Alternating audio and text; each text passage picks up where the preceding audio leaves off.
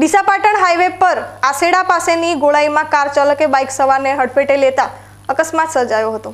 આ ઘટનામાં ગંભીર રીતે ઘવાયેલા બાઇક ચાલકને સારવાર અર્થે ડીસાની સરકારી હોસ્પિટલમાં ખસેડાયો છે।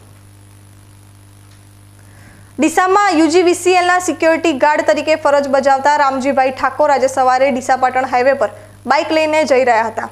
એ વખતે આસેડા ગામ નજીકની ગોળાઈમાં પાછળથી પૂર ઝડપે આવી રહેલી કારે બાઇકને હડફેટે લેતા અકસ્માત સર્જાયો હતો। આ અકસ્માતમાં બાઇક ચાલક રોડ પર પટકાતા તેમને પગ અને માથાના ભાગે ગંભીર ઈજા પહોંચતા તેઓ લોહી લુહાણ થઈ ગયા હતા। આ અકસ્માતના પગલે આજુબાજુના લોકો અને વાહન ચાલકોએ ઊભા રહી રાહત કામગીરી શરૂ કરી હતી। બનાવની જાણ થતાં 108ની એમ્બ્યુલન્સ વાન પણ તરત જ બનાવ સ્થળે પહોંચી હતી અને ઈજાગ્રસ્ત બાઇક ચાલકને સારવાર અર્થે ડીસાની સરકારી હોસ્પિટલમાં ખસેડાયો હતો। આ અકસ્માતને પગલે ઘટના સ્થળે લોકોના ટોળેટોળા જામ્યા હતા। ડીસા તાલુકા પોલીસે પણ બનાવ સ્થળે પહોંચી અકસ્માતગ્રસ્ત વાહનોને સાઈડમાં ખસેડી રોડ ખુલ્લો કરાવ્યો હતો।